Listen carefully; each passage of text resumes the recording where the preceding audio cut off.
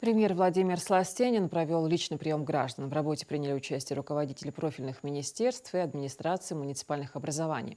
Первым с просьбой обратился житель Карабулака Вахн Альгиев. Он поднял проблему асфальтирования улицы Дьякова, которая пришла в негодность после ремонтных работ при прокладке водопровода.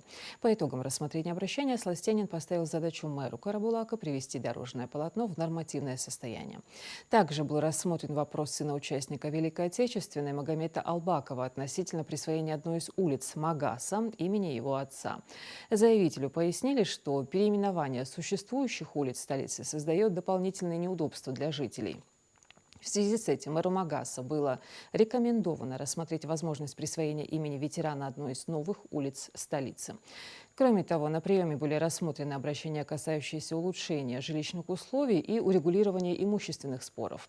По каждому из вопросов гражданам были даны исчерпывающие разъяснения и предложены пути решения.